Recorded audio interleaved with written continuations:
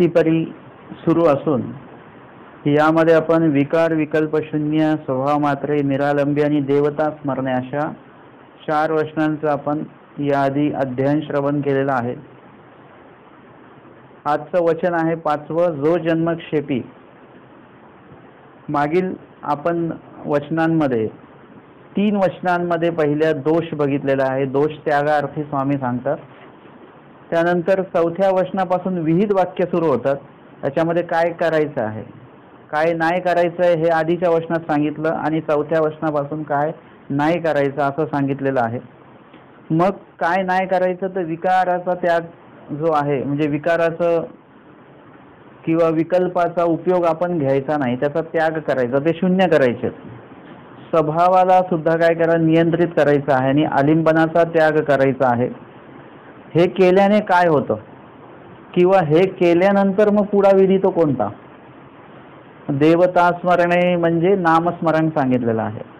या दोषांचा त्याग केल्यानंतर मग तुम्ही विहित जे आहे, तुम्हाला जे करायचं आहे ते नंतर करू शकता, तुम्ही आधी करू शकत नाही. वचन आहे की अयोग्याते योग्य करीतील, म्हणजे अयोग्याला आधी काय करतात, परमेश्वर योग्य करतात, मग योग्याशी परमेश्वर ज्ञान देते, म्हणजे ज्ञान हे नंतर देतात. माहीम भट्टांचा जर काही विषय आपण बघितला प्रथम भेटीचा, तर त्यामध्ये सगळ्यात आधी स्वामींनी माहीम भट्टांना आल्या आल्या पूर्वी सांगितली असती तर काय एवढं काही चर्चा नाही, ते काय व्हायचं कामच नव्हतं लगेच. परंतु आधी त्यांना अयोग्यता जी होती ती योग्य करावं लागलं, त्यांना अहंकार होता तर अहंकार शून्य करावं लागलं आणि मग योग्याशी परमेश्वर ज्ञान देते. आणि मग आता बघितलं की माहीम भट्टांच्या मुखातनं एकही शब्द फुटत नाहीये. मग अशा वेळेस आमच्या स्वामींनी पूर्वीचं प्रथम वाक्य त्या ठिकाणी उच्चारण केलेलं आहे, सृष्टीमध्ये कवणे करणे मुंची जे, नंतर सांगितलेलं आहे, आधी नाही सांगितलं. तसं आधी दोषांचा त्याग करावा लागतो. आचार प्रकरण जर का तुम्ही बघितलं, आधी 26 वचने त्याग सांगितला आणि त्यानंतर पुढे त्याग केल्यानंतर मग कुठे काय करायचं, नाम मूर्ती लीळा चेष्टा ते सगळं सांगितलेलं आहे, म्हणजे तिथून स्मरण वाक्य सुरू होतात. आणि इथे सुद्धा आधी त्याग सांगितला आणि त्या त्याग केल्यानंतर तुम्ही निर्दोष होता आणि निर्दोष झाल्यानंतर मग आता काय करायचं आहे, मग आता तुम्हाला स्मरण करायचं आहे.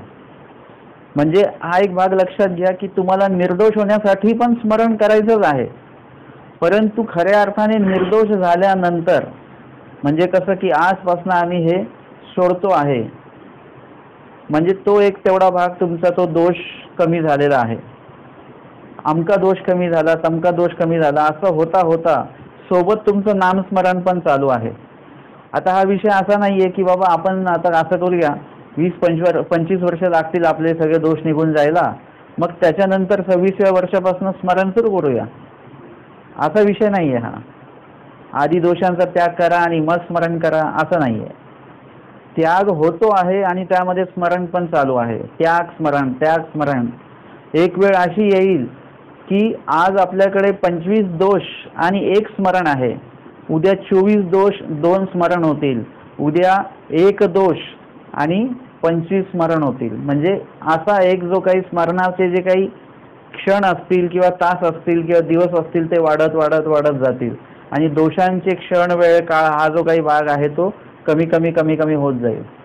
जसं पूर्व काळामध्ये भटोबासांचं पूर्ण दोषमय जीवन होतं आणि मग त्यामध्ये आमच्या स्वामींचं नाव दादोसांच्या मुखाने ऐकलं त्यांनी, म्हणजे नामाचं महत्त्व, आणि नाम ऐकल्या ऐकल्या वेद झाला आणि त्याच्यामध्ये त्यांच्या विचारांमध्ये बदल झाला.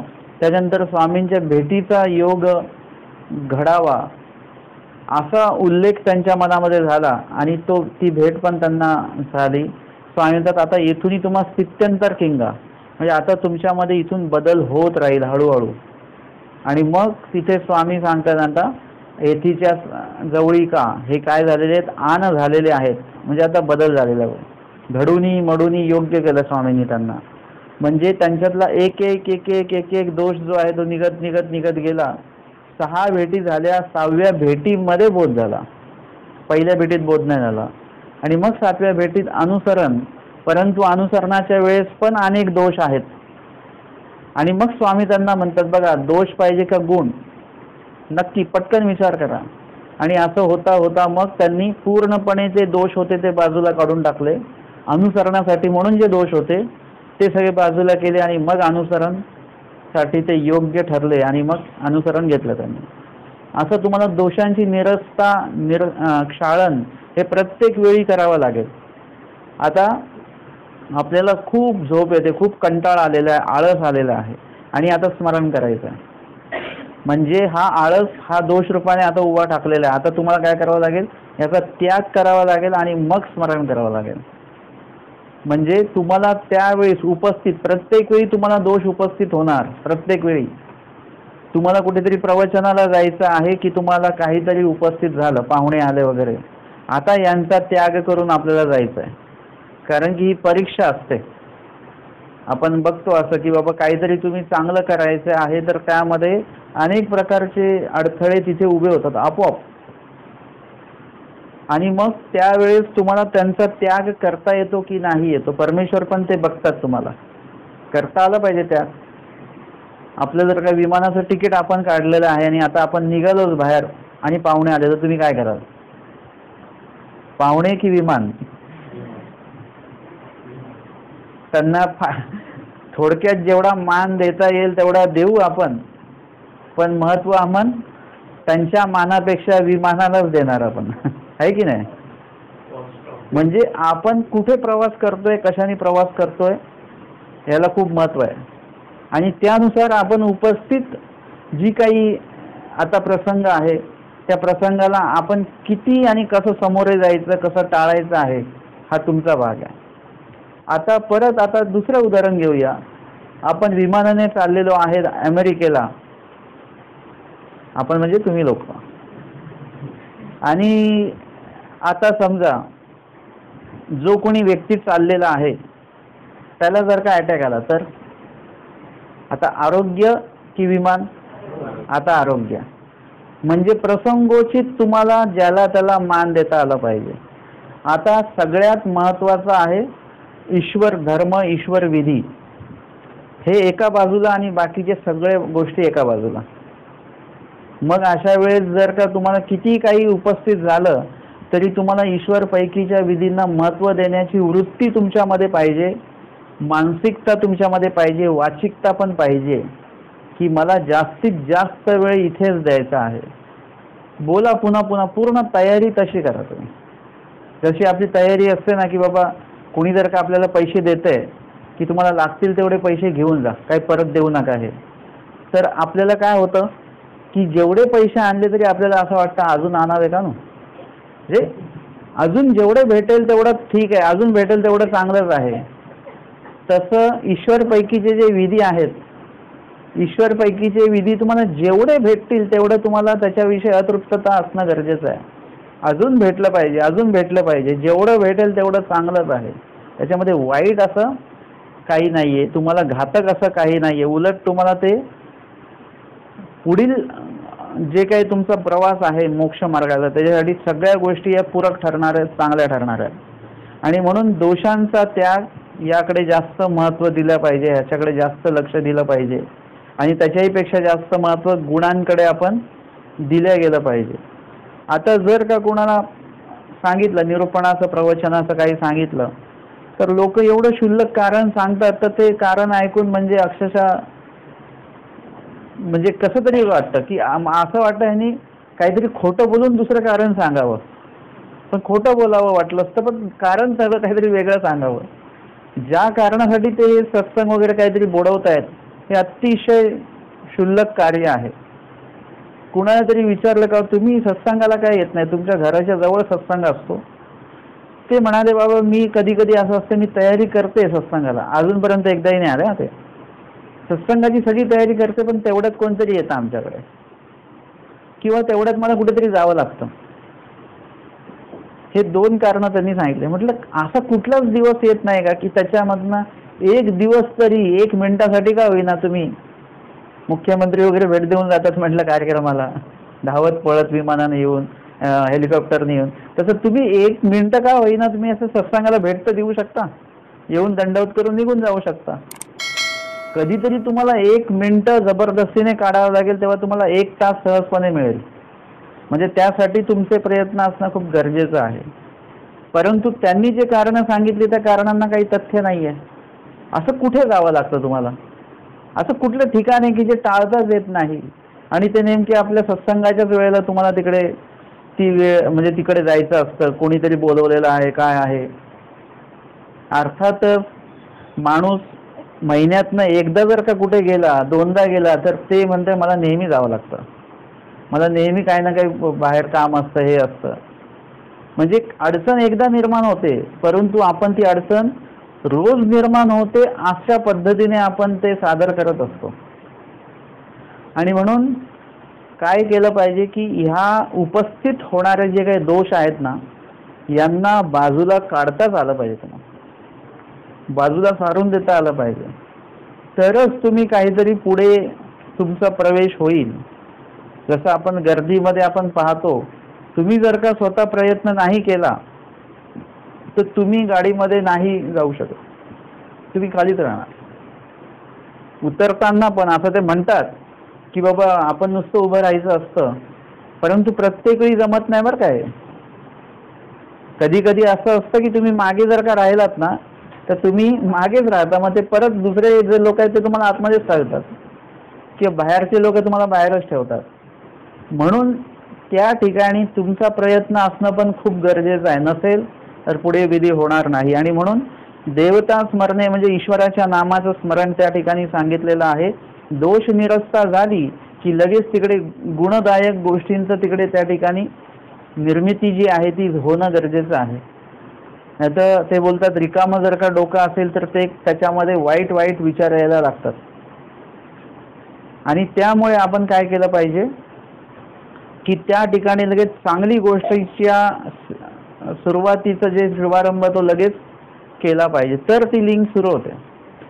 अशा खूपशा गोष्टी आहेत चांगल्या ईश्वर विहित आहेत ज्या आपल्याला करायच्या पण आहेत, परंतु त्याची सुरुवात आपण नाही करत. ज्या दिवशी तुम्ही सुरुवात कराल त्या दिवशी बरोबर त्याचं एक एक एक एक जी काय आवक आहे ती त्याची वाढेल.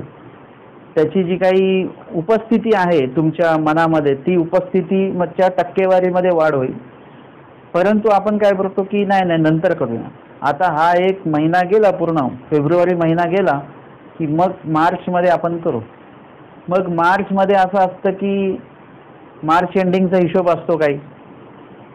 आता जे कामाला जात नाही ते पण सुद्धा सांगतात की मार्च एंडिंग आहे ना सध्या, आता मग मार्च झाले की आपण हे करूया. असं होता होता डिसेंबर येतो, मग आपण म्हणतो आपण असं करूया 1 जानेवारीपासून चालूच करायचं. आता मग 1 जानेवारी पण हे होत नाही. असं होता होता आपले पूर्ण जे काही चांगले कार्य आपल्याला करायचे ते आपल्याकडनं कधी होत नाही. आणि म्हणून एक सुरुवात तरी कुठेतरी केली पाहिजे. स्वामी सांगतात एथीची दशीच धरली पुरे.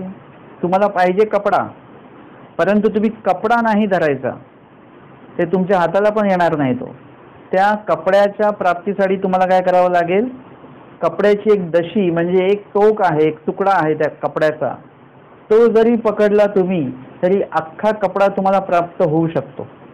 उदाहरण आहे की नदीमध्ये पाण्यामध्ये वाहून जाणारा जो कपडा आहे त्याचं एक टोक जरी नुसतं पकडलं तरी तो कपडा तुम्हाला भेटू शकतो. म्हणजे हे काय आहे की एक जरी वचन पकडलं, एक जरी गाठी तुम्ही केली, एकदा जरी नाम घेतलं तुम्ही, तरी काय होणार की तुम्हाला परमेश्वर प्राप्तीची जी काही प्रवास आहे त्या प्रवासाची सुरुवात होऊन जाते. आपण भटोबासांचं उदाहरण बघितलं की दादोसांनी फक्त आमच्या स्वामींचं नाव घेतलं आणि त्यांना वेध झाला. बघा, एकदाच नाव घेतलं, ते पण अन्य व्यक्तींनी नाव घेतलं दादोसांसारख्या, आणि त्यांना तिथला त्यांचा तो प्रवास आहे तो सुरू होऊन गेला, तो पार मोक्षापर्यंत घेऊन गेला त्यांना. आणि म्हणून हे जे काही सगळे दोष निरस्ता सांगितली किंवा देवता स्मरणे नामे स्मरण विधान सांगितलं, हे आपल्याला कुटकाळपर्यंत कवकाळपर्यंत हे आचरण करायचं आहे. विकार विकल्पाची शून्यता किती दिवस, जसं आपण बोलतो ना मी गोड खाणं बंद केलेलं आहे, किती 1 वर्ष. कुणी म्हणतं की आमचं व्यसन मी सोडलेलं आहे, किती 1 महिना, 1.25 महिना. हे म्हणजे आपण काय केलेलं, लिमिटेड मर्यादित कालावधीसाठी ते दोषांचा त्याग केलेला आहे. परंतु स्वामींनी जो काही दोषांचा त्याग सांगितला आणि गुणांचा स्वीकार सांगितला, हा किती दिवस ठेवायचा आहे? आता आपण जे काही नामस्मरण करत असतो, मग काही लोक 1.25 महिन्याचा वेळा ठेवतात आणि करतात. 1.25 महिने स्मरण फक्त, त्याच्यानंतर मग नाही, मग बंद. मला असं वाटतं की ते सांगितलेलं आहे की 21 दिवस तुम्ही एखादी गोष्ट केली की तिथून नंतर मग तुम्हाला ते सवयीचं होऊन जातं. पण इकडे 1.25 महिना स्मरण करून सुद्धा 1.25 महिन्याच्या दुसऱ्या दिवशी उपहार वगैरे असतो आणि उपहार वगैरे झाला की त्याच्या धावपळी माणूस थकून जातो आणि तिसऱ्या दिवशी म्हणजे उपहाराच्या दुसऱ्या दिवशी थकलेलो असतो आपण, त्या दिवशी आराम असतो. त्याच्यानंतर मग काही राहिलेली कामं चौथ्या दिवशी असतात. असं होतं 8 दिवस त्याच्यामध्ये असे होऊन जातात की 1.25 महिन्या पहिले तुम्ही म्हणजे 1.25 महिना तुम्ही स्मरण केलं असा भाव, असं वातावरण, अशी एक सराव आपल्या मनाला राहतच नाही. 1.25 महिना स्मरण केल्यानंतर आपण 1.25 महिना झाल्यानंतर सुद्धा आपोआप स्मरणाला बसलो पाहिजे. सवयीचा भाग म्हणून बसत बसत बसत ती सवय लागली पाहिजे. परंतु आपण एक मर्यादित कालावधीचं नक्की करतो आणि तेवढंच स्मरण करतो. परंतु आमचे स्वामी सांगतात की हे विकार विकल्प शून्य स्वभाव मात्रे निरालंबी हे की कवकाळपर्यंत आपल्याला करायचं आहे. आणि देवता स्मरणे जे सांगितलेलं आहे ते देवता स्मरणे हा विधी कुठपर्यंत करायचा आहे, किती दिवस करायचा आहे? तर स्वामी सांगतात जो जन्मक्षेपी, म्हणजे तुम्हाला किती कालावधीपर्यंत करायचं आहे? एका जन्मापर्यंत. आपण एका आणि एका 1.25 महिन्यापर्यंतच करतो. स्वामींचं हे काय आहे, उद्दिष्ट काय आहे की अख्खा जन्म याच्यासाठी द्यायचा आहे तुम्हाला. आता आपल्याला आपल्या पोटाची भूक आहे, ती भूक आपल्याला शांत करायची आहे, तर किती दिवस खावं लागतं तुम्हाला? रोज खावं लागतं आणि मरेपर्यंत खावं लागतं. जगायचं असेल तर श्वास कुठपर्यंत घ्यावा लागतो? जो जन्मक्षेपी, श्वास घेण्यासाठी आपण जन्मक्षेपतो पूर्ण आपला, म्हणजे पूर्ण जन्म तुम्हाला आयुष्य द्यावं लागतं. तसं देवप्राप्तीसाठी किती दिवस तुम्हाला आचरण करावं लागेल? 1 महिना? फक्त श्रावण महिना? फक्त मार्गशीर्ष महिना? आमच्या स्वामी म्हणजे इथे तर मी महिन्याचे बंधन तुम्हाला नाही सांगतो की बाबा ह्या महिन्यात करायचं नाही, त्या महिन्यात करायचंच फक्त, बाकीच्या महिन्यांमध्ये देवधर्म करायचंच नाही. हे कुठे घेऊन बसले तुम्ही? अस्थिपरीमध्ये सांगितलं जो जन्मक्षेपी. आता या जो जन्मक्षेपी म्हणजे पूर्ण आत्ता कळल्यापासून तर शेवटच्या श्वासापर्यंत तुम्हाला देवाला आठवायचं आहे आणि दोषांचा त्याग तुम्हाला कायम ठेवायचा आहे. आता याच्यामध्ये कुठला वेळ आली का? एक विशिष्ट वेळ नाही आली. म्हणजे 24 तासांमधली काही विशिष्ट तास घेतले का याच्यामध्ये देवाने? नाही. 24 तास करायचं आहे. मग त्याच्यामध्ये आठवडा काही असेल? नाही, आठवडा पण नाही. आठवड्याचं पण काही हे नाही, महत्व नाही आहे. मग महिन्याचं काही बंधन असेल, महत्व असेल की या महिन्यातच करावं? महिन्याचंही बंधन नाही, 12 महिने करायचं आहे. मग 12 महिनेच करायचं का? ना एक तप करायचं? मग एकच तप करायचं का? नाही. आमच्या स्वामींनी काय केलेलं आहे की या सगळ्या ज्या शंका मी करतो आहे या सगळ्या शंकेचं निरसन एकाच वाक्यामध्ये करून टाकलं. आणि ते वाक्य सुद्धा 3 शब्दांचंच आहे फक्त, की जो जन्मक्षेपी, म्हणजे मरेपर्यंत तुम्हाला हे आचरण करायचं आहे. याचाच अर्थ तुमच्यासाठी विधी करायला कुठल्याही महिन्याची, शुभ महिना, शुभ दिवस, शुभ तास, शुभ साल, आता 2019 एकदम शुभ आहे आणि त्याच्यात आपण जास्तीत जास्त विधी करायचा, असं काहीही बंधन आम्हाला देवानी नाही हे केलेलं आहे. म्हणजे आता हा विषय जो मी आता तुम्हाला सांगितला हा मला पण आत्ताच स्फुरला, म्हणजे माझ्या आत्ता लक्षात आलं की या वचनामध्ये देवाने हे सांगितलेलं आहे की तुमच्यासाठी कुठलाही दिवस शुभ अशुभ वगैरे असं काही नाही आहे. त्या दिवशी एक जण आले, ते म्हणाले की आम्हाला वास्तू शांती करायची आहे, की आम्हाला चांगला दिवस सांगा आम्हाला. म्हटलं चांगले सगळे दिवस चांगलेच असतात, त्या दिवशी तुम्ही देवाचं सगळं हे करणार आहात ना विधी, मग सगळे दिवस तुम्हाला चांगलेच आहेत. ते नाही म्हणे आपल्या महानुभाव पंथानुसार एकदम चांगला दिवस काढून द्या. म्हटलं आपल्या मानव पंथानुसारच एक कुठले सगळे दिवस सारखेच आहेत म्हटलं, कुठलाही दिवस असा आणि तसा नाहीये. हा, तुम्हाला अन्य पंथानुसार पाहिजे तर मग पंचांग वगैरे बघून ते सांगावं लागेल, ते काही मला येत नाही म्हटलं सांगता. परंतु मग अन्य पंथानुसार हा दिवस चांगला हा दिवस वाईट असं असतं म्हटलं की नाही. तरी पण चांगला दिवस म्हटलं, मुंबईमध्ये सगळ्यात चांगला शुभमुहूर्ताचा दिवस म्हणजे रविवार. त्या दिवशी कुठलंही कार्य, म्हणजे कोणी माणूस जर का मेला सोमवारी तर आपण म्हणतो की काल मेला पाहिजे होता तो, काल रविवार होता.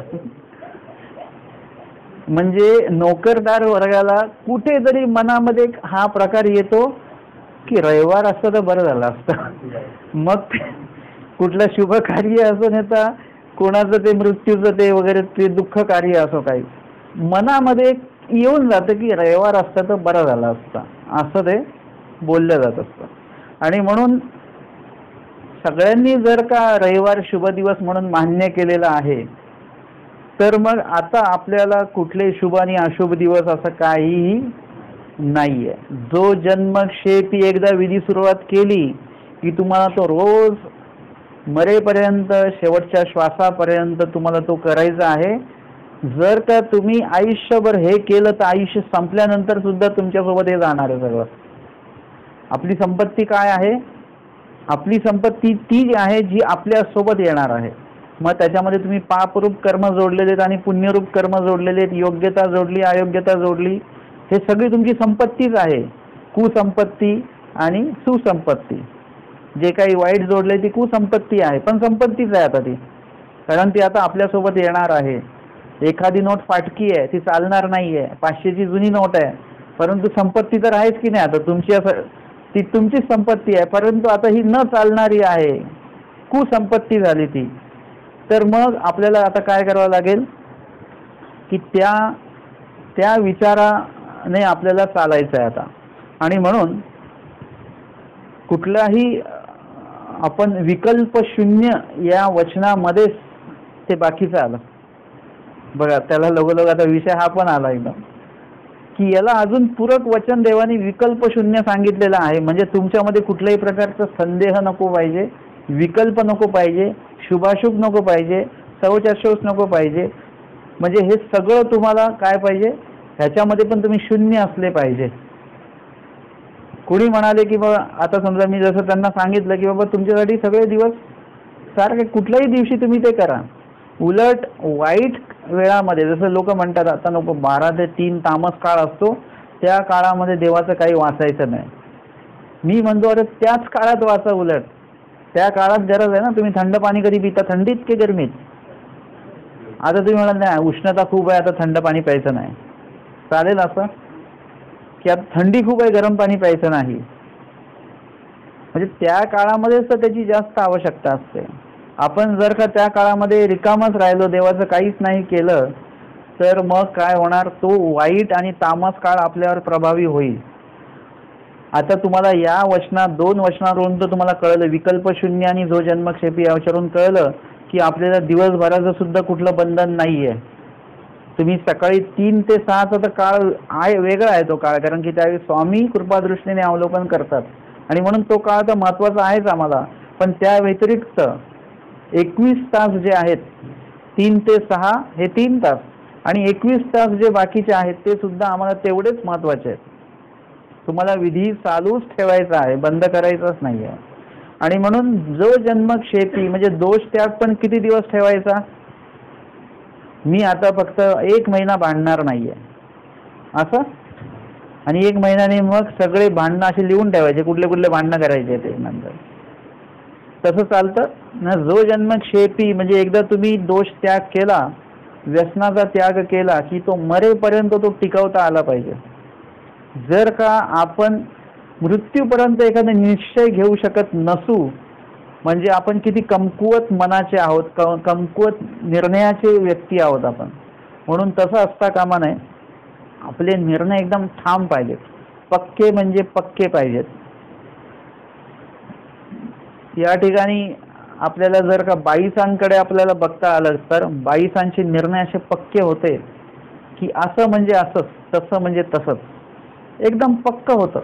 आणि कधी कधी असं व्हायचं की स्वामी पण म्हणायचे की आता बाईसांच्या देवा होई जे, म्हणजे आता बाईसा ओरडतील बरं का, आता बाईसांचं ऐकावं लागेल. म्हणजे देवाला सुद्धा काय करावं लागायचं, थोडंसं एक पाऊल मागे यावं लागायचं. अर्थातच ते एक पाऊल मागे येणं नाहीये देवाचं, ते कितीतरी पावलं भक्त आपल्याकडे आल्याचा तो एक वेगळा सोहळा आहे. तो म्हणजे भक्ताची ईश्वरासाठी जी आवड आहे, परमेश्वराला एक आनंद असतो की एवढी आवड आमच्याविषयी कोणी भावत नाही. परमेश्वराला वाटत असतं की बाबा सगळ्या जीवांनी आमच्याविषयी तसं असावं, परमेश्वराची आवड निर्माण व्हावी. सांगितलं त्याच्यामध्ये की परागिरा करून परमेश्वर आपले अस्तित्व साधती. मग असं ज्ञान दिल्यानंतर सगळे अनुसरत असतील ना, ते सांगतात एक अनुसरती एक ननुसरती. जे सगळेच जण काही अनुसरत नाहीत, बहुतांशी लोक ननुसरलेलेच असतात, ननुसरतात असते. परमेश्वराला अपेक्षित असतं की अनुसरावं जीवाने, असं वाटत असतं, परंतु तसं होत नाही. आणि बाईसांविषयी जर का स्वामींनी बघितलं की एवढी आवडी आहे बाईसांची, आणि मग अशा आवडी पुढे परमेश्वर सुद्धा काय होतात, थोडंसं मागे हटतात. स्वतःचं जे काही कार्य आहे ते कुठेतरी त्यांना करू देतात त्यांच्या हिशोबाने. आणि मग इथे परमेश्वराला त्या जीवासाठी, जीवा पुढे माघार घ्यायला सुद्धा काहीही वाटत नाही. म्हणजे तुम्ही जर का लीळाचरित्रामध्ये बघाल, काही काही असे विधी आहेत, काही अशा घटना आहेत की त्या ठिकाणी परमेश्वराने माघार घेतलेली आहे. डोमेग्रामला आमचे स्वामी उदास झाले, कुणाशी बोलेनात का नाहीत, आणि अशा वेळेस भट्टोबासांनी जो प्रसन्न करण्याचा विधी निवडला आणि स्वामींना प्रसन्न केलं, म्हणजे नेमकं काय केलं, स्वामींनी उदास्य मागे घेतलं ना, माघार घेतली देवानी.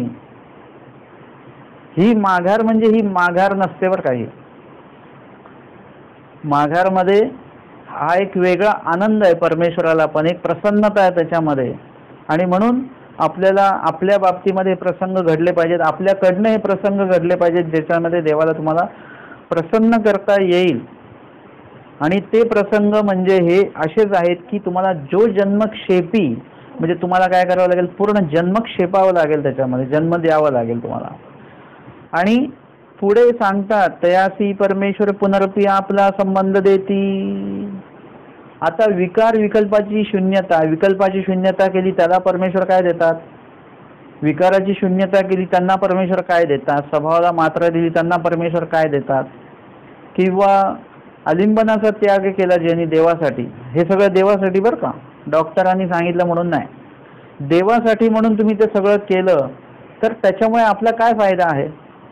किंवा देवता स्मरण म्हणजे परमेश्वराच्या नामाचं स्मरण जरी आपण केलं तर त्याच्याने आपल्याला फायदा काय आहे. आता हा एक एक मुद्दा घेतला आपण. जर का आपण विकाराची शून्यता केली आणि ईश्वरासाठी जर का केलेली असेल तर ईश्वराविषयीची आवडी आपली जास्त वाढेल. विकल्पाची शून्यता ईश्वरासाठी आपण केलेली असेल तर आपल्याला ब्रह्मविद्या ज्ञानामध्ये कुठल्याही प्रकारचा संदेह राहणार नाही म्हणा, किंवा आपण त्याच्याविषयी कुठला संदेह व्यक्त करणार नाही की बाबा मला संदेह आहे हे परमेश्वर आहेत की नाही आहेत, असं कधी राहणारच नाही आपल्या डोक्यात. स्वभाव मात्र जर का ईश्वरासाठी, ईश्वराने सांगितले म्हणून आपण करत असू तर कदाचित त्याच्यामुळे अनेक विधी आपल्याला घडू शकतात पुढे. आलिंबनाचा त्याग जर का ईश्वरासाठी म्हणून आणि ईश्वराने सांगितलं म्हणून आपण केलेला असेल तर कुठल्याही दोषरूपी आलिंबन आपल्याला स्पर्श करू शकत नाही. ईश्वराचंच आलिंबन आपल्याला सदैव राहील. आणि तसं असेल तरच आपल्याला नामस्मरण घडणार आहे. तर आपण पूर्ण हे करूया की एवढे सगळे आचरण जे देवाने सांगितलंय ते सगळं आचरण जर का आपण केलं तर मग काय होतं. तर इथे स्वामी सांगतात की तयासी, तयासी म्हणजे कोणासी, ते मागील 5 वचनं त्यांनी आचरण केलेले त्यालाच, बाकीच्यांना नाही. स्पष्ट आहे. जे कुणाला वाटेल की बाबा आम्ही एवढे वर्ष उपदेश घेऊन आहोत, आमचे सगळे वचन पाठांतर आहेत, आम्ही लीळाचरित्र 4 वेळा वाचून काढलेलं आहे, 5व वेळ वाचल्याचा प्लॅन चालू आहे, 5वी वेळ पण वाचून काढायचा आहे, अशा लोकांना नाही. तयासी म्हणजे ह्या वचनाचा जो पहिला अक्षर आहे, पहिला शब्द आहे तयासी, हा तयासी शब्द मागील 5 वचनांना घेऊन चालतोय. हा तयासी, तुम्हाला लगेच प्रश्न येईल, त्याला ते कोणाला, ते पण येणार आहेत. आपण विचारतो ते कोण? तयासी, तयासी म्हणजे कोणासी? ना ज्यांनी विकार विकल्पाची शून्यता केली, स्वभावाला मात्रा दिली, आलिंबनाचा त्याग केला आणि ज्याने सगळ्या दोषांचा त्याग करून ईश्वराने सांगितलेल्या विधीचं आचरण केलं, तयासी. परमेश्वर पुनरपी आपला संबंध देती, त्याला परमेश्वर पुनरपी म्हणजे पुन्हा. आता याच्यामध्ये कितीतरी असे विधी आहेत, म्हणजे आता मला पुन्हा पुन्हा विषय सांगायला लागतो विषयानुरूप. याच्यामध्ये कुठले असे विधी आहेत जे आपण करतोय आज? आपण जे आठवडाभर महिनाभर जे विधी करतो ते विधी याच्यामध्ये या वचनामध्ये आलेत का कुठे? बघा कुठे आहेत का बघा. लोक विचारतात का हो आज महाशिवरात्री तुम्ही स्नान घातलं का देवाला? आम्ही म्हणतो नाही. अरे मला लक्षातच नाही महाशिवरात्री, हा स्नान घालायचं राहिलं. आहे याच्यात अस्थिबरीमध्ये दिलंय का? नाही दिलेलं आहे. ज्या गोष्टीसाठी आपण खूप धावपळ करतो, 8 दिवस घालवतो, असा एक पंचावतार विधी केला जातो आणि त्या विधीमध्ये पूजा करणारा सुद्धा स्वस्थ नसतो, त्याच्याकडनं कुठल्याही प्रकारचं स्मरण घडत नाही, काही घडत नाही. आणि त्याचा समारोप जो असतो तो जेवून होत असतो आणि जेवल्यानंतर तो कुणाचं स्मरण होत नाही, जेवणाऱ्यांचं होत नाही आणि तिथे सेवा करणाऱ्यांचं होत नाही. तो विधी याच्यात सांगितलाय का कुठे? शोधा याच्यात आहे का याच्यात. म्हणजे मी हा विषयाच्यासाठी सांगतो की तयासी या शब्दातनं आपल्याला हे सगळं काढायचं आहे. आता तयासी मध्ये कोण कोण काय काय करता आहे आणि त्यांना हा परमेश्वर पुन्हा संबंध देणार आहे, त्यापैकी आपण यातलं काय करतो आहोत किंवा आपण जे करतोय ते याच्यामध्ये कुठे आहे काय याच्यात शोधून दाखवायचं आपण.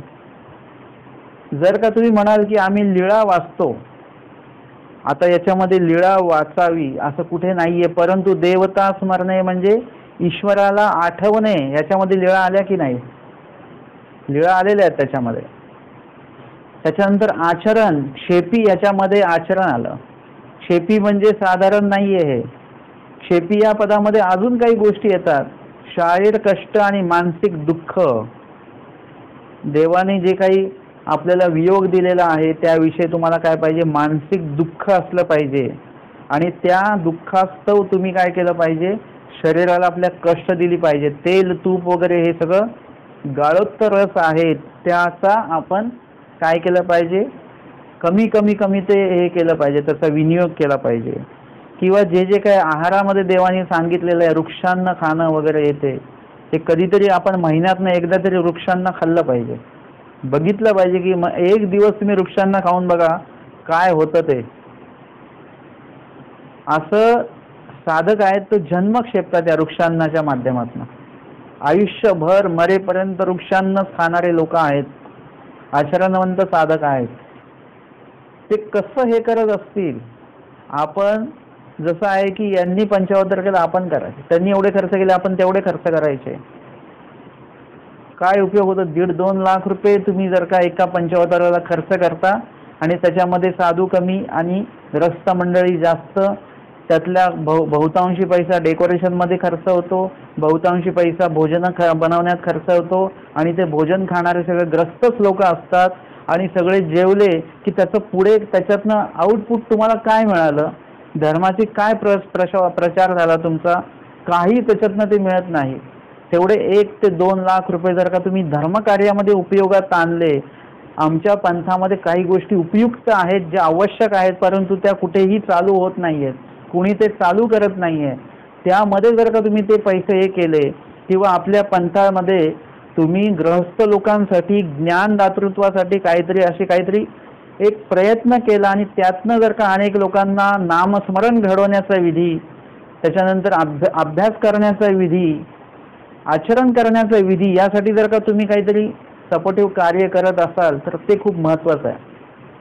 बघा आपले गीता पाठशाळेतनं आडवाडीला वर्षातनं एकदा ते असतो. ते काय करतात तिथे सर्व ज्यांना आटन विजन करायचं. आता तुम्ही लोक आहात, तुम्ही आटन विजन खूप वेळा ऐकलं, पण तुम्हाला कधी करता येत नाही. मग तुमच्यासाठी म्हणून किंवा आम्हाला पण वाटतं की आम्हाला करायचं, तर आमच्यासाठी म्हणून ते काय करतात, त्या ठिकाणी आडवाडी गावामध्ये पूर्ण राहण्याचं आयोजन करतात. तिथल्या लोकांना धान्य वगैरे घेऊन देतात, गावातल्या जे काही उपदेशी असतील. ॲक्च्युली ते घेत नाहीत उपदेशी लोक, परंतु ते सांगतात की आमचे साधक रोज तुमच्याकडे भिक्षेला येतील. मग त्याच्यामध्ये तुम्ही लोक पण तिथे राहू शकता आणि त्या ठिकाणी तुम्ही रोजचं पोथीपान ऐकायचं, तुमचं विजन करायचं. त्याच्यानंतर भिक्षेच्या वेळेमध्ये तुम्ही झोळी घेऊन भिक्षेला जायचं, गावामध्ये भिक्षा वगैरे घेऊन यायचं. म्हणजे तुम्हाला सगळं प्रॅक्टिकल ते घडवलं जातं. हे कितीतरी महत्त्वाचं आहे. याच्यामध्ये तुम्ही 5 लाख रुपये जरी घातले ना, तरी ते पंथाच्या उपयोगी जाणार आहेत. बघा, कुठेतरी 15 दिवस किंवा 1 महिना असा विधी घडवून देण्यासाठी द्रव्य खर्च करण्यापेक्षा द्रव्य उपयोगात आणणं असं मी म्हणेल. आणि कुठेतरी एका दिवसासाठी 1.5 ते 2 लाख रुपये आपण खर्च करून देणं, ज्या गोष्टी आवश्यक आहेत का, माझं म्हणणं आहे की ज्या गोष्टी आवश्यक आहेत ना, त्यासाठी तुम्ही किती पैसे उपयोगात आणले तरी अडचण नाही. ज्या गोष्टी उपयोगाच्याच नाही आहेत, जो माणूस जेवून आलेला आहे त्याच्यासाठी परत काय तुम्ही जेवण विकत आणून त्याला जेवण द्यायचं? तो जेवलेला आहे. आपण लोकांना कार्यक्रमाला बोलवतो, ते सुद्धा जेवायलाच बोलवतो आणि लोक सुद्धा आवर्जून जेवायलाच येतात. मुख्य प्रवचनाला कार्यक्रमाला कोणी येत नसतं. खूप कमी लोक येतात आणि आलेल्या लोकांपैकी खूप कमी लोक प्रवचन ऐकतात आणि ऐकलेल्यांपैकी पण खूप कमी लोक त्याचं चिंतन करतात आणि त्यामध्ये पण खूप कमी लोक आचरण करण्याचा विचार करतात.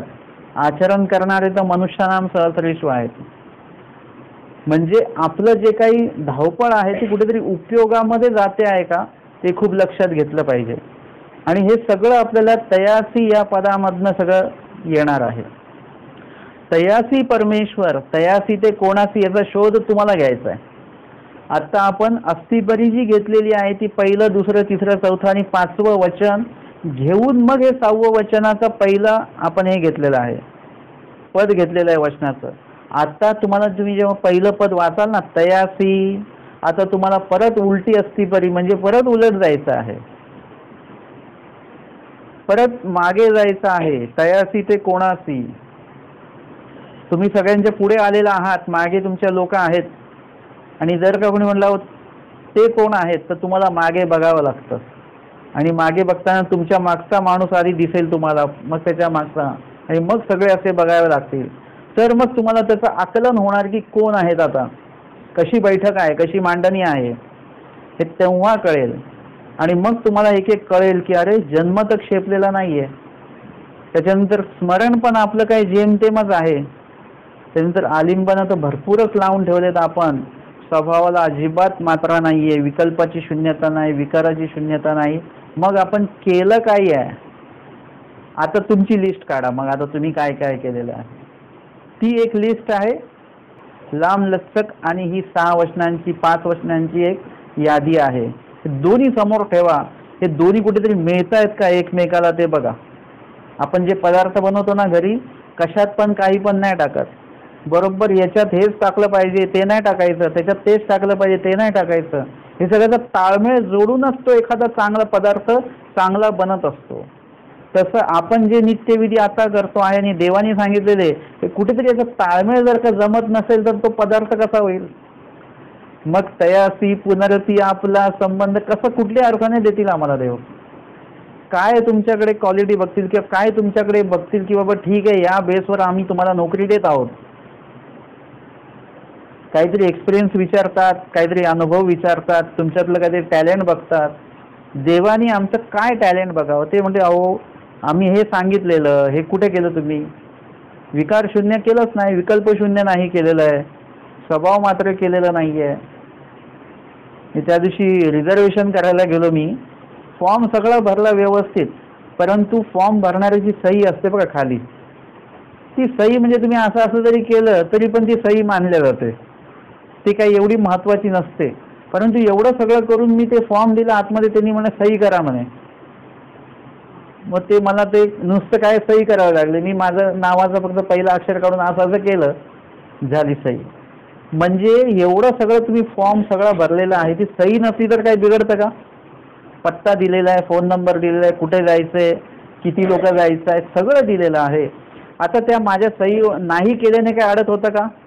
नव्हतं अडत, परंतु ती एक काय आहे, ती प्रोसिजर आहे त्यांची, त्यांची ती पद्धत आहे. फॉर्मॅलिटी आहे ती पाहिजे, म्हणजे ते पाहिजे. ते नाहीये तर तो फॉर्म मला तिने परत देऊन टाकलेला आहे. त्यामध्ये मी माझं वय नसेल टाकलं ते फॉर्म मला परत देणार, ते वय टाकायला लावणार. तसं देव बघतील ना की तुम्हाला जर का आम्ही फॉर्म दिलेला आहे, अस्थिपरी नावाचा फॉर्म दिलेला आहे, मग त्याच्यात तुम्ही विकाराची शून्यता केली का तुम्हाला राईट करावं लागेल. त्यातलं एक जर का रॉंग तुम्ही केलं की नाही केलेली आहे तर मग तो फॉर्म आपल्याला परत येईल ना. मग तुम्ही म्हणाल नाही ना आम्ही ते हे केलेलं आहे, भरपूर अमकं केलेलं आहे, तमकं केलेलं आहे, तमकं केलेलं आहे, म्हणजे ठीक आहे, पण ह्याच्यामध्ये आम्हाला ह्या 5 गोष्टी आम्हाला कंपल्सरी पाहिजेत. बाकीच्या गोष्टी तुमच्या आहेत, पण 5 गोष्टी ह्या पण पाहिजेत. म्हणजे हे कुठेतरी विचारणा होणार आहे की नाही होणार आहे ते मला सांगा. तुम्ही कुठलाही फॉर्म जेव्हा भरता ना तेव्हा तुम्ही जाणकाराला दाखवताय बरोबर भरलाय का फॉर्मने. आपण बँकेमधली स्लिप जर का भरली ना, नेहमी जाणार आहे आपण बँकेत, तरी पण आपण एकदा बघून घेतो तारीख बिरीख नाव बिव आपलंच टाकलंय का, आपण सगळं बघून मग आपण स्लिप जमा करत असतो. किती काळजी घेतो आपण, कारण की का की तिथे आपल्याला कोणी विचारलं नाही पाहिजे, की तिथे कोणी आपल्याला टोकलं नाही पाहिजे. तर हा जो काही फॉर्म आहे ना आपला, वासनिक दशेचा असेल, अनुसरण दशेचा असेल, हा सुद्धा आपल्याला ते भीती असली पाहिजे की याच्यातलं काही पण प्रश्न देव विचारू शकतात. हे केलंय का, ते केलंय का, सगळ्या गोष्टीमध्ये आपल्याला राईट आलं पाहिजे की हो मी दोष त्याग केलेला आहे, गुण हे पण केलेलं आहे, स्मरण पण केलेलं आहे, लीळा वाचन केलेलं आहे, हे सगळे राईट तुम्हाला करावे लागतील. त्यातलं एक जरी समजा नकार असेल तर मग तुम्हाला ते सबमिट होणार नाही तुमचा फॉर्म. आणि म्हणून विचार करणं खूप गरजेचं आहे, ज्याच्यावर कोणी विचार करतच नाही. लोक जे ते आपापल्या याच्यामध्ये कुठले तरी विधी कुठून तरी आलेले आहेत आणि ते आपण फॉलो करतो आहेत आपल्या पंथाचे म्हणून, आणि त्याच्यात लोक एवढे मग्न आहेत की त्याच्याविषयी जर का आपण काहीतरी वेगळं जर का काही बोललो तर लोकांना ते मान्यच नसतं.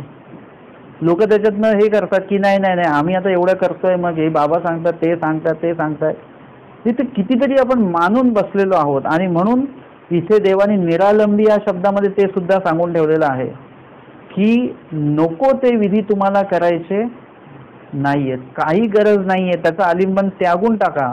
मग आलिंबन कसलं करायचं आहे तर देवता स्मरणे, ईश्वर आठवेल. आणि ईश्वर कशाने आठवणार आहे आणि कसा आठवेल आणि कुठे आठवायचं आहे, त्या जागा आणि ते ठिकाणं आणि ते संपूर्ण विधी देवाने सांगून ठेवले, त्याच पद्धतीने तुम्हाला ते करावं लागेल बरं का. तुम्ही तुमच्या पद्धतीने देव आठवण्याचं काहीतरी वेगळंच हे कराल तर तसं नाही चालणार. तुम्ही म्हणाल की आम्ही आमका तो धबधबा बघायला चाललोय का, कारण की तिकडे गेल्यानंतर रामदऱ्याची आठवणी यावी म्हणून आम्हाला. रामदऱ्याला पण ते पडतं ना असं पाणी. मग जर का तसं असेल तर मग तुम्हाला कुठे जावं लागेल, रामदऱ्यालाच जावं लागेल. तुम्ही उगाच आपलं जायचं तर आपल्याला इकडे पिकनिकलाच आहे, परंतु मग त्याला धर्माचं लेबल कसं लावायचं ते असं लावायचं. आता याच्यामध्ये पण कधी कधी असं आहे की तुम्हाला प्रसंग आहेत ते आणि तुम्हाला ते समोर येणारच आहेत. तुम्ही कुठेतरी गेलात आणि गेल्यानंतर तिथे सहजपणे अरे धबधबा दिसला तुम्हाला आणि त्या ठिकाणी मग तुम्हाला प्रत्येकी देव आठवायचा आहे. म्हणजे हा एक प्रकार एक वेगळा आहे की तुम्हाला प्रत्येक गोष्टीतनं परमेश्वर आठवण्याचं तुम्हाला एक बरोबर निमित्त सापडलं पाहिजे. इथे देव आठवतोय, तिथे देव आठवतोय. बाईसांनी कुठलाही पदार्थ बघितला की त्यांना असं वाटायचं की देवाला कसं दिसेला, म्हणजे अरे वा यांच्या भिक्षामध्ये चांगला पदार्थ आलेला आहे, हा स्वामींच्या ताटात पाहिजे. लगेच तो तिकडून स्वामींच्या ताटात. फुलं असतील तर फुलं पण चांगलं आहे, स्वामींच्याच उपयोगी गेली पाहिजे. अक्षता असतील तर अक्षता पण त्या बाईचा, गंध असेल, प्रत्येक गोष्ट स्वामींच्या उपयोगी न्यावी. कुठलाही पदार्थ बघितला की तो स्वामींच्याच उपयोगी न्यावा. तसं तुम्हाला कुठलाही घटना प्रसंग आला तर तुम्हाला काय झालं पाहिजे, देवाची आठवण आली पाहिजे. येन केन प्रकारे कुठली तरी लीळा त्याच्यातनं तुम्हाला लक्षात आली पाहिजे. असं जे आहे याला म्हणतात जन्मक्षेपणे. पूर्ण आयुष्यभर जन्मभर तुम्हाला फक्त हेच आठवत आहे. याचा अर्थ असा नाहीये की तुम्ही तुमचं जेवण सोडून दिलेलं आहे, तुमचे प्रापंचिक कार्य तुम्ही करत नाहीये, तुम्ही नोकरी धंदा काही सोडून दिलेला आहे, असं पण नाही. तुमचं तेही चालू आहे आणि हे पण चालू आहे.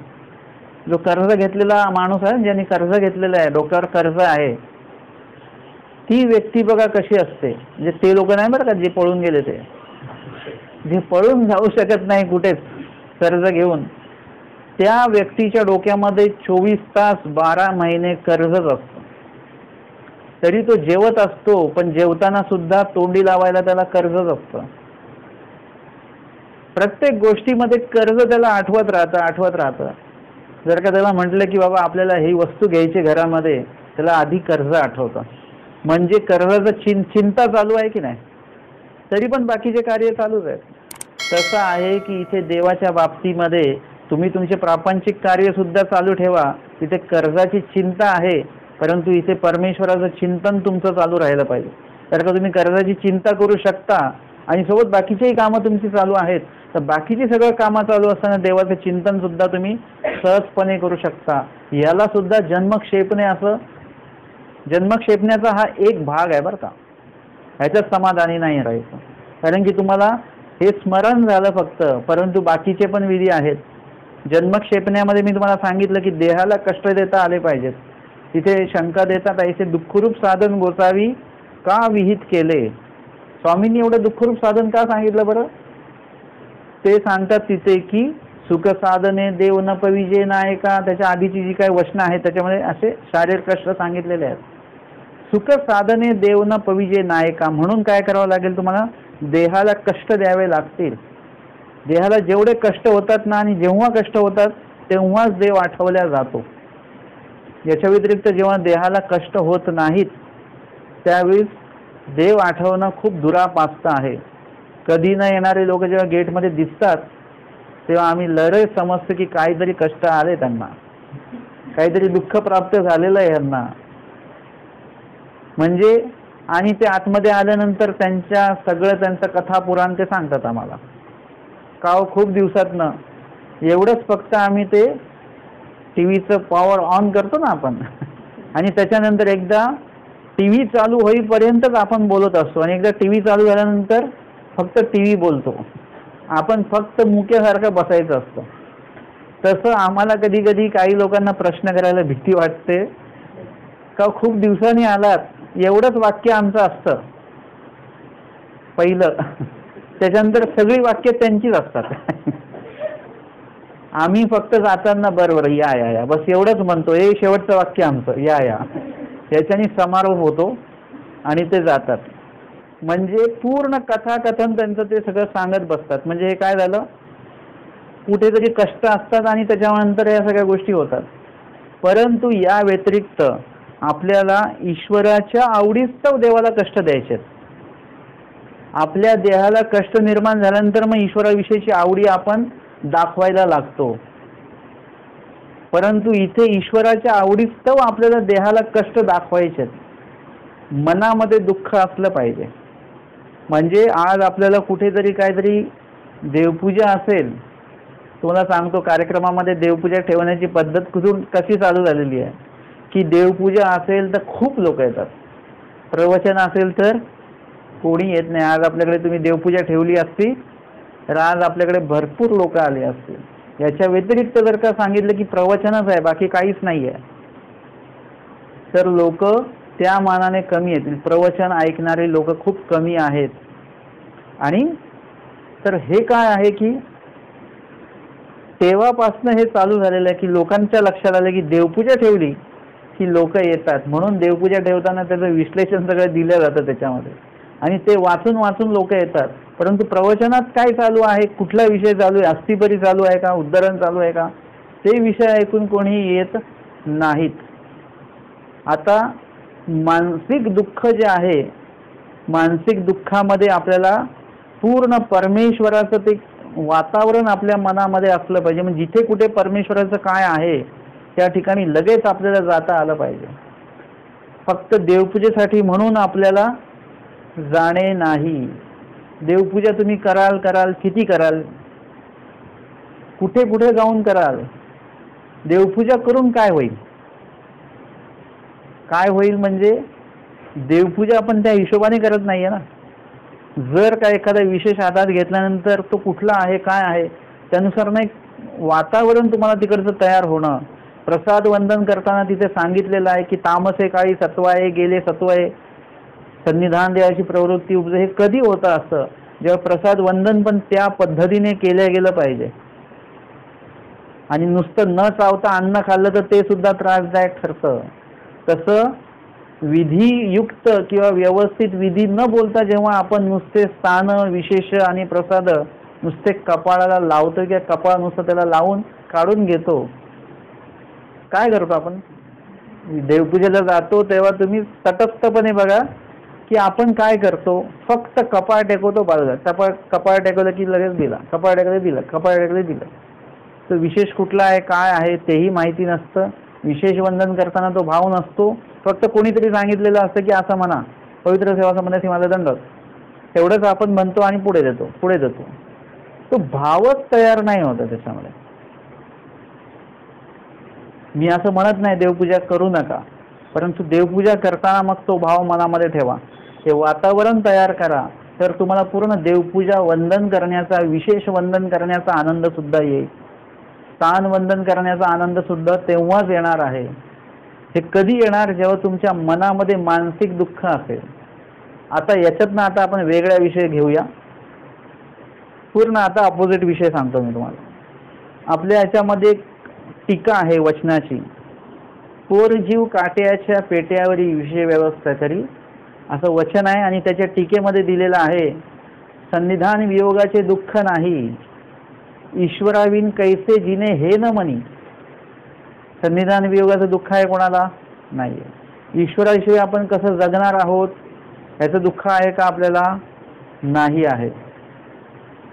म्हणजे एखाद्या कुठल्या बाईचा समजा पती हा सरला, मग तिला असं होतं की मी आता कसं जगणार, पती मेला आता मी कसं जगणार, प्रश्न निर्माण होतो की नाही? तसं आमचे देव गेले, आता आम्ही कसं जगायचं, कसं जगणार आम्ही, हे प्रश्न आपल्याला कधी पडतात का? कधीच नाही पडत. पक्ष बरं का, हा पक्ष सांगतोय मी. सन्निधान वियोगाचे दुःख नाही, सन्निधान नसल्याचं कुठलंही दुःख नाही. ईश्वराविन कैसे जिने हे न म्हणी, मा स्थाना प्रसादा टेके, असा पक्ष आहे. म्हणजे आपण स्थान आणि प्रसाद वंदनातच समाधान मानून घेतलेलं आहे. बाकी आपल्याला एवढं भेटल्यानंतर देव भेटण्याची अपेक्षाच आपल्याला राहत नाही.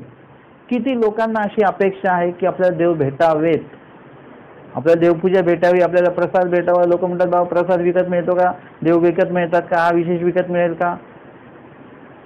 एवढं सगळं विकत घ्यायला लोक बसलेले आहेत. पण कोणी आपल्याला असं नाही म्हणत की आम्हाला पाहिजे तेवढे आम्ही पैसे खर्च करतो, आम्हाला चक्रधर स्वामी पाहिजे.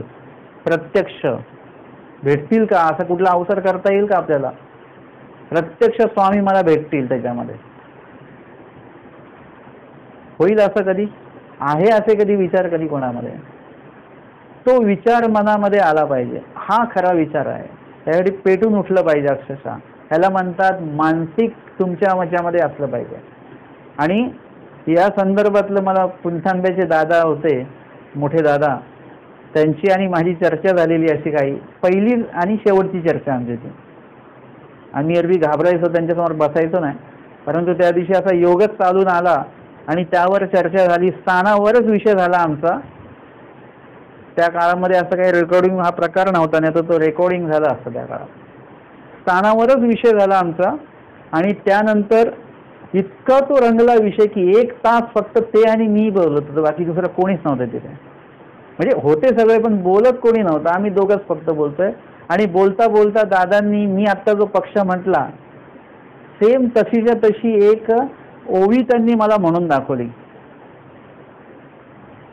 आणि मी ते ऐकून म्हटलो दादा माझ्याकडे याचा पक्ष आहे, आणि मी तो पक्ष म्हणून दाखवला. तेवढा दादा एवढे खुश झाले त्यावेळेस. तो जो आता विषय काय तो सांगण्यामध्ये काही अर्थ नाही आहे. म्हणजे आता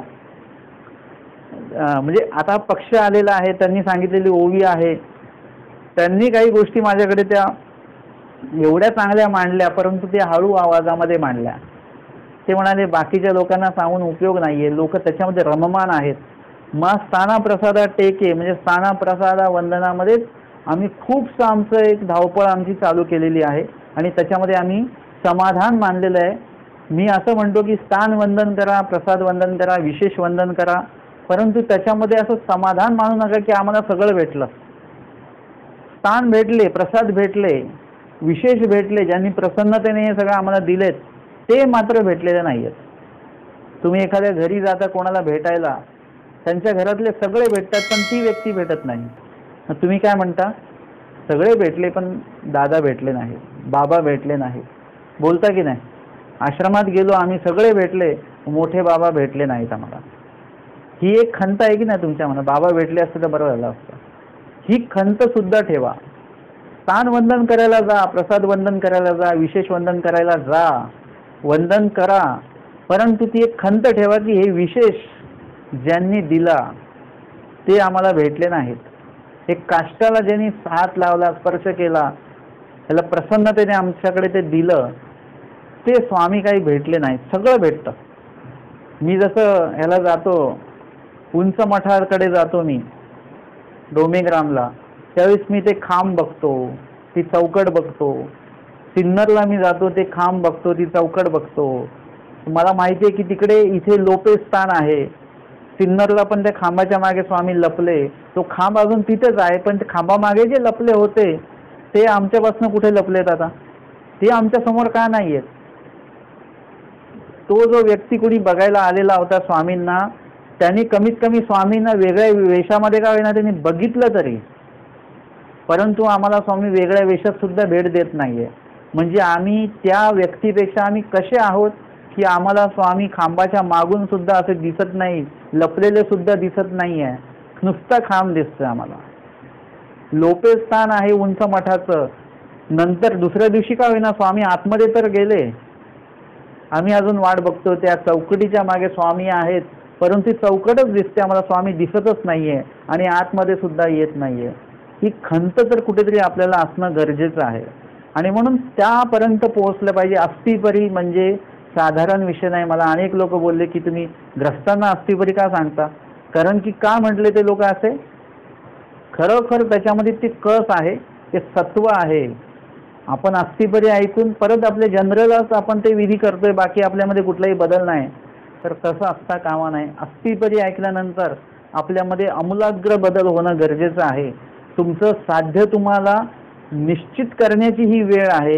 तुम्हाला ठरवता आलं पाहिजे काहीतरी. आपल्याला देवाने एवढं जे काय सांगितलंय त्यापैकी आपण काय करायचंय की नाही करायचं ही ठरवण्याची ही वेळ आहे.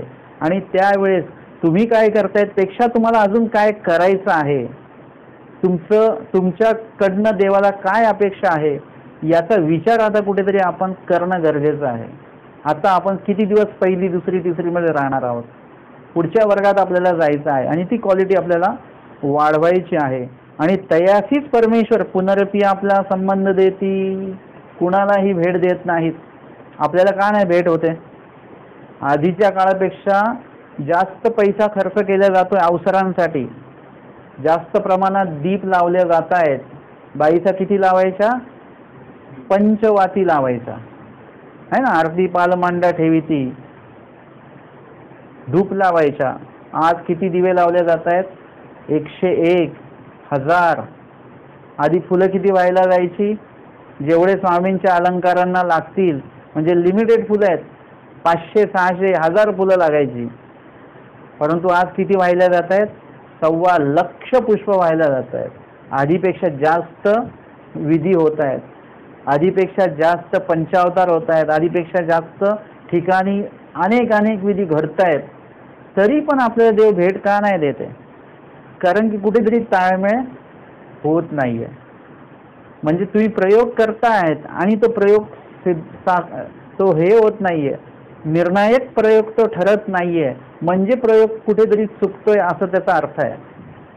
महिला वर्ग जेव्हा काही बनवतात वेगळा पदार्थ आणि तो व्यवस्थित बनत नाही, तो तुटतो तव्यावरून असं हे करताना, लगेच त्यांच्या लक्षात येते की काहीतरी कमी आहे याच्यामध्ये किंवा काहीतरी पदार्थ जास्त झालेला आहे. मग ते काहीतरी डोकं लावून त्याच्यामध्ये काहीतरी टाकतात आणि मग काढतात, मग ते बरोबर होतं. म्हणजे प्रयोग चुकला नाही पाहिजे, कुठे बरोबर आलं पाहिजे. मग आपला हा प्रयोग पण चुकतोय कुठेतरी हे लक्षात आलं पाहिजे. आणि मग जेव्हा तो प्रयोग बरोबर येईल त्या दिवशी स्वामी तुमच्या दरवाजात असतील. तुम्ही किती स्वामींचा अपमान केला तरी स्वामी तुमच्या त्या घराच्या आतमध्ये दरवाजाच्या मागे बसून राहतील. 3 दिवस नाही 6 दिवस थांबतील. बाईजांसाठी 3 दिवस थांबले. फक्त तुमच्याकडे ती क्षमता पाहिजे, तुमच्याकडे तो अधिकार पाहिजे. अंतर बाह्य का असेना पण अंतर असणं गरजेचं आहे. हे एकदा जर का देवाने ओळखलं की परमेश्वर तुमच्यापर्यंत पोहोचणार, तुम्हाला परमेश्वरापर्यंत जायची काही गरज नाही आहे. लीळा याच्यासाठी भरपूर प्रमाण आहेत आपल्याकडे. आणि म्हणून या ठिकाणी आपल्याला जो जन्मक्षेपी तयासी परमेश्वर पुनरपी आपला संबंध देती. पुनरपी म्हणजे काय? आम्हाला स्वामींनी आधी भेट दिलेली आहे. कुठेतरी मागच्या जन्मामध्ये म्हणा वगैरे 800 वर्षा पहिले आम्ही स्वामींना भेटलेलो आहोत. म्हणजे एका सृष्टीमध्ये कधीतरी देवाची आपली भेट होते. अर्थातच आपण देवाला ओळखतोच असं नाही. जसं लीळेमध्ये तुम्ही जर का सारंग पंडितांना स्वामी किती वेळा भेटलेले आहेत पूर्ण लीळा चरित्रात, परंतु ती भेट आहे का त्यांची? भेट नाहीये ती. जसं आपण म्हणतो ना की आपण जेवतो परंतु त्याचा आपल्याला त्रास होत आहे. जेवतोय त्रास, त्याला जेवण म्हणतात का? ज्या दिवशी जेवण असं आहे की ते तुम्हाला पचलं पण आहे आणि त्यातनं तुम्हाला पौष्टिकता पण मिळालेली आहे आणि तुम्हाला समाधान पण वाटलं, तुम्ही म्हणता की आज खूप दिवसांनी मी जेवलो बरं का. आणि रोज तर जेवताय, परंतु नाही, आज भिक्षान्न मिळालं, आज मार्गाचं अन्न मिळालं, आज वृक्षान्न मिळालं, आज काहीतरी जेवल्यासारखं वाटतंय. रोज आम्ही घरी पंचपक्वान्न खातो, पण आजचं जेवण काहीतरी वेगळं आहे, म्हणजे ते एक समाधान आहे त्याच्यामध्ये. तसंच तयासी परमेश्वर आपला पुनरपी म्हणजे भेट देतात. म्हणजे हे काय आहे की अनेक वेळा भेट होते परंतु ती भेट नाही आहे. ज्या दिवशी आमची भेट निळभट्टांचे आणि स्वामीची झाली तशी होईल, बाईसांची झाली तशी होईल, महादाईसांची झाली तशी होईल, भटोबासांची झाली तशी होईल, ती त्या गोष्टीला म्हणतात भेट. आणि पुनरपी म्हणजे एकदा भेट झालेली आहे, त्यानंतर परत आता देवाने काय केलं, ज्ञानरूपी भेट दिली तुम्हाला, तुमच्यापर्यंत ज्ञान पोचवलं. आणि ही जी काय आता भेट झालेली आहे ही सुद्धा भेटच आहे, ज्ञानरूपी भेट आहे. स्वामी आपल्याला सांगतात हे देखील तैसे आठवी जे, म्हणजे लीळा चरित्रामध्ये आम्ही तुम्हाला भेटलेलो आहोत असं स्वामी सांगतायत. एका प्रकारे आपल्याला लीळा चरित्रामध्ये आपण वेगवेगळ्या भूमिकेतले स्वामी पाहिलेले आहेत. दयाळू स्वामी, मयाळू स्वामी, कृपाळू स्वामी, कनवाळू स्वामी, प्रेम देणारे स्वामी आहेत, ज्ञान देणारे स्वामी आहेत, शिक्षा पण करणारे स्वामी आहेत, विनोद करणारे स्वामी आहेत, सगळ्यांना सांभाळून घेणारे स्वामी आहेत, कर्मनाश करून घेणारे स्वामी आहेत, अनेक एखाद्याचा आजार घालवणारे स्वामी आहेत, एखाद्याला आजारात सेवेला पाठवणारे आमचे स्वामी आहेत. अनेक भूमिकेमध्ये आम्ही स्वामींना पाहिलेलं आहे. ही भेट स्वामींची आणि आमची लीळा चरित्रामध्ये झालेली आहे, ब्रह्मविद्येमध्ये झालेली आहे, सगळीकडे होते आहे. परंतु ही भेट अजून प्रत्यक्ष भेट नाही आहे. आता जर का प्रत्यक्ष भेट घडायची असेल तर काय करावं लागेल? आता देवाच्या आणि आपल्या प्रत्यक्ष भेटीमध्ये फक्त किती वचनं आहेत? 5 वचनं आहेत फक्त, बस. जास्त वचनं नाही आहेत. आपण वय मोजतो ना, आता माझे किती बाकी आहेत, माझे किती झालं वय, हे आपण जे वय मोजतो आहोत, पैसे मोजतो आहोत, याच्याही पेक्षा जर का आपण वचनं जर का मोजली किती आहेत ती, तर ती फक्त 5च वचनं आहेत. आणि त्याच्यामध्ये 4 दोष आहेत आणि 1 गुण आहे, म्हणजे ईश्वराला आठवण्याचा, आणि त्याच्यामध्ये आपल्याला आपला जन्म हे करायचा. एवढं 5 गोष्टी जर का तुम्ही पाळल्या तर तयासी म्हणजे तर आपली आणि परमेश्वराची भेट त्या ठिकाणी आपल्याला होणार आहे. म्हणजे एवढं सोपं आहे आता परमेश्वराला भेटणं.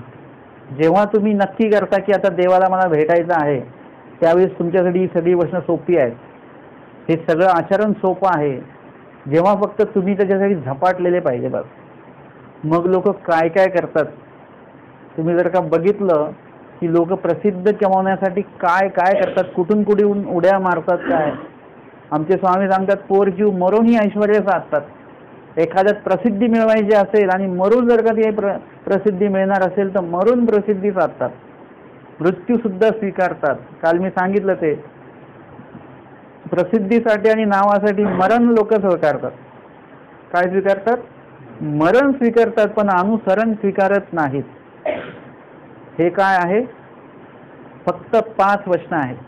तेवढी जर का आपण पालन केली तर पुनरपी म्हणजे आत्ता जी ज्ञानामध्ये आपल्याला भेट झालेली आहे ती तर भेट आहेच, परंतु पुनरपी म्हणजे इथून जर का आपण अनुसरण घेऊन आपलं अनुसरण सिद्धार्थ गेलं, निर्दोष आपला मृत्यू झाला की पुनःसंबंधी म्हणजे पुनर्भेटीच्या ठिकाणी आपला जन्म होतो, ज्या ठिकाणी भेट देणार आहे स्वामी, तर आपला जन्म होतो त्याला पुनःसंबंधाचा देह असं म्हणतात. त्या ठिकाणी असं सांगितलेलं आहे की तो जो जीव आहे, जो पुनःसंबंधी जन्मणारा जो जीव आहे, त्याला कुठल्याही प्रकारे देवता भक्तीचा कुठेही त्याला लवलेश नसतो. त्याच्यामध्ये सांगितलंय, आणि जे बालक आहेत ते पाषाणाच्या देवी खेळती, तो म्हणे हा देव नाही. बघा तिकडेच पण उदाहरण आलेलं आहे. इकडे आपण इकडे आपल्या विशेषांना देव म्हणतो आणि तिकडे पुनःसंबंधीचा संस्कार कसा सांगितलेला आहे. आणि बालक जे आहेत ते दगडाच्या देवी खेळती, तो म्हणे हा देव नाही. आणि त्यांनी साचोकार देव बघितलेला आहे. साचोकार देव बघायचा आहे, आता ज्ञानामध्ये एकदा बघितलंय, आता पुनर्भेट होणार आहे. हा एवढा मोठा संस्कार झाल्यानंतर ते कशालाही देव म्हणत फिरणार नाहीयेत. आणि मग त्यांच्या अधिकाराच्या अनुरूप 12 वर्षांनी म्हणा, 16 वर्षांनी म्हणा, 20 वर्षांनी म्हणा, परमेश्वर प्रत्यक्ष येतात आणि त्यांना सोबत घेऊन जातात. ही पुनर्भेट आहे. आत्ताची ही भेट आहे ज्ञानानुसार. तर पुनःसंबंधी जेव्हा जन्मवितात तेव्हा ती पुनर्भेट होते, पुन्हा भेट होते, नव्याने भेट होते. स्वामी सांगतात भटोबासांना, आता तुम्हा नव्या संबंध, आता नव्याने तुम्हाला आम्ही भेट देणार आहोत, आता तुम्हाला भेट होणार नाही. भटोबासांचं एवढं पक्क आहे. जेव्हा ते उधळीनाथ आले, सगळे म्हणाले की स्वामींसारखे दिसायचे ना उधळीनाथ, त्यांना वाटलं स्वामी आले, सगळ्यांना असं वाटलं. भटोबासांना ते म्हणाले चला चला स्वामी आले चला. भटोबास म्हणतात नाही, तुम्हाला जायचं तर जा, स्वामी आता येऊ शकणार नाहीत परत. कारण स्वामींनी आम्हाला सांगितले तुम्हाला नव्या संबंध, आता भेट देणार नाहीत, स्वामी येणार नाहीत परत. ते भटोबासांना एवढं पक्क माहिती होतं आणि भटोबास गेले नाहीत. त्यानंतर जाणाऱ्यांना सांगितलं की जा त्यांना जाऊन विचारा प्रश्न, आमका आमका प्रश्न विचारा. आणि मग तिकडे जाऊन त्यांनी विचारलं, ते म्हणाले नाथ जाणे. मग ते म्हणाले अरे हे काही स्वामी नाही आहेत. म्हणजे एकंदरीत काय एवढा पक्का आहे इथला ज्ञानी हा. आणि त्यांना माहिती आहे आता पुनःसंबंधी भेट होणार. पुनःसंबंधी ज्यांना जन्मवितात त्यांच्याबद्दल सांगितलेलं आहे की त्याची आई असेल, त्यांचे ते वडील असतील, ते सुद्धा कसे आहेत, थोर कणवेचे आहेत. त्यांना पण प्रेमोपायादी घडल्यासारखंच आहे हे. आणि त्यांची सुद्धा निवड केल्या जाते. ते घर पण कसं असतं, सुखिया श्रीमंताच्या घरी पुरुष होऊनी जन्मती, सुखी आणि श्रीमंत. सुखी म्हणजे कसे, तिन्ही ताप नाही, आधी दैविक, आधी भौतिक आणि आध्यात्मिक, हे तिन्ही ताप ज्यांना नाहीत. आणि श्रीमंत म्हणजे कवणी पदार्थ उन्हा नाही, कुठलाच पदार्थ कमी नाही त्यांच्याकडे, जे पाहिजे ते भेटणार, जे पाहिजे ते, कुठल्याही गोष्टीची कमी नाही. सुखी श्रीमंत. पुरुष होऊन जन्मती म्हणजे स्त्री होऊन जन्मत नाही का. स्त्रीला कसे बंधनं आहेत, अस्वातंत्र्यता आहे. पुरुष व्यक्ती जो असेल काहीही निर्णय घेऊ शकतात, पटकन जाऊ शकतात, आचरण करू शकतात. तसं स्त्रीला आचरण करायचं असेल, काही निर्णय घ्यायचे असतील, सत्संगाला जरी जायचं असेल तर स्त्रीला सगळं स्वयंपाक वगैरे करून त्याच्याशिवाय निघताच येत नाही. म्हणजे पारतंत्र्य आहे स्त्रीला. तसं पुरुषाला नाही. म्हणून त्या जीवाला स्वातंत्र्यता असावी धर्म आचरणाविषयी, म्हणून इथे पुरुष जन्मच दिला जातो. आणि त्यानंतर त्या ठिकाणी असं सांगितलेलं आहे की ते बाळ पोटामध्ये असताना त्या बाळाला कुठल्याही प्रकारे इजा होऊ नये, त्या बाळाला कुठल्याही प्रकारचा घातपात होऊ नये, याची संपूर्ण काळजी घेतल्या जाते. परमेश्वराकडनं ही काळजी असते. एवढं सांगितलेलं आहे की त्या मातेला, ज्यांच्या उदरी हे पुनःसंबंधी बालक जन्मणार आहे, त्या मातेला सासू नसते. म्हणजे कसली सासू नसते, ती भांडणारी वगैरे अशी सासू नसते. ती सासू पण प्रेमळ सासू असते. का, कारण की सुनेला जर का बोललं तर काय होणार आहे, त्याचे परिणाम त्या पोटातल्या बाळावर पण होणार आहेत. म्हणजे एवढी काळजी घेतल्या जाते. जन्मल्यानंतर त्यांना अनेक वास कपडे आहेत, सुगंधित सगळं काय आहे, वातावरण एकदम वेगळं आहे घरातलं. इथे कुठल्याही प्रकारे म्हणजे ते प्रेम वाटलं जाईल दुसऱ्या मुलाला असा भाऊ पण नसतो. एकमेव पुनःसंबंधी जन्मलेले ते पुरुष. आणि मग परमेश्वर येऊन त्यांना भेट देणार वगैरे सगळं एक वातावरणच ते वेगळं असतं. आणि म्हणून परमेश्वरासाठी जर का तुम्ही आज इथे कष्ट घेताय, मानसिक कष्ट असतील, शारीरिक कष्ट असतील, म्हणजे हा विश्लेषण मी तुम्हाला काय सांगितलं हे शास्त्रात आलेलं आहे. हे विश्लेषण सांगण्याचं कारण एवढं आहे की तुम्ही जर का म्हणाल आम्ही देवासाठी कष्ट का घ्यायचे, का आम्ही खाण्यापिण्यावर आता सगळं भेटतंय आणि मग हे खायचं नाही ते खायचं नाही, का आम्ही उन्हातानात चालायचं एसी गाडी असताना, म्हणजे हे सगळं आम्ही का करत बसायचं. तर परमेश्वर हे सगळं कुठे वाया जाऊ देत नाही.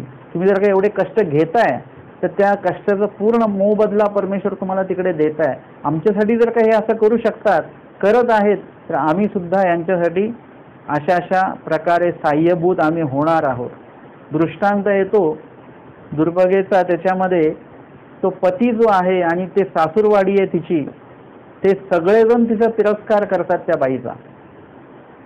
तिला राहायला पण बाहेरच, खाणं पिणं हे ते सगळं, तिने सगळे कष्टाची कामं करायची, परंतु एवढे कष्ट सोसून सुद्धा ती काही सासर सोडत नाही, ती माहेरी काही जात नाही. तिचे बाप भाऊ तिला घ्यायला येतात परंतु ती काही जात नाही. ती म्हणते नाही नाही मला आता इथे दिलं, मी आता इथेच राहणार, असं म्हणून ती तिथे सगळे कष्ट करते. आणि एक दिवस असं असतं की पती तिला पाहतो, आपण हिला किती मारझोड केली, किती काय काय याला केलं, त्रास दिला, सासूरवास केला, परंतु तरी सुद्धा ही काही हे घर सोडायला तयार नाही. आपल्या सगळ्यांची सेवा, आमच्या सगळ्यांची सेवा ही आपुलकीने करते, आवडीने करते. म्हणजे हिचं समर्पण म्हणजे खरं समर्पण आहे हिचं. आणि मग काय होतं की नंतर सगळ्या जबाबदाऱ्या तो पती तिला देऊन टाकतो घराच्या. आणि मग ती अवघ्याची गोसाविनी होय, म्हणजे ती सगळ्या घराची ती मालकीन होते. सगळ्या गोष्टी तिला विचारून केल्या जातात. कधी आधी तिला कष्ट घ्यावे लागले. असं असतं का की बाबा लग्न झाल्यानंतर लगेच सासूबाई लगेच दुसऱ्या दिवशी तिजोरीच्या चाव्या देते का, सुनबाईकडे देते लगेच? घरातले सगळे विश्वास टाकला जातो का? किचन ओटा तिच्या ताब्यात दिला जातो का? नाही, सासू मागे उभी असते. बरोबर होत आहे का? हे करतायत का? आहे का? कष्ट घ्यावे लागतात ना प्रत्येक सुनेला. प्रथम काळी जे काही हे आहे सासूरवास असतो सौम्य प्रकार प्रमाणामध्ये, हा त्रास कष्ट तिला प्रत्येक व्यक्तीला सहन करावे लागतात. आणि एक मग अशी वेळ येते की ज्या वेळेस, म्हणजे आता आम्ही अशा अन्य बाया खूप बघितलेले आहेत की ज्यांच्या घरी आपला देव आहे ते स्वतः उपदेशी आहेत आणि बाकीच्या घरी अन्य आहेत, पती असेल वगैरे, सासूरवास खूप आहे, असं आम्ही घरं बघितलेली आहेत. आणि आज आम्ही ते जेव्हा घर बघतो त्यावेळेस त्या घरामध्ये सगळे उपदेशी झालेले आहेत. अन्य देवारा जो आहे तो अन्य देवारा त्यांच्या घरामध्ये नाहीये, आहे तर तो एकदम कोपऱ्यामध्ये कुठेतरी. आणि आपल्या विशेषांचा जो देवारा आहे तो मार्बलचा मोठा एकदम प्रथम दर्शनी विभागामध्ये तो ठेवलेला गेलेला आहे. म्हणजे आली की नाही, आधी कष्ट सोसले त्यांनी. आज जर का त्यांनी त्यावेळी जर का तो कष्ट सोसले नसते, धर्म सोडून दिला असता, देवाला दूषण दिलं असतं, तर आज त्यांना हे सुखाचे दिवस आज आले नसते.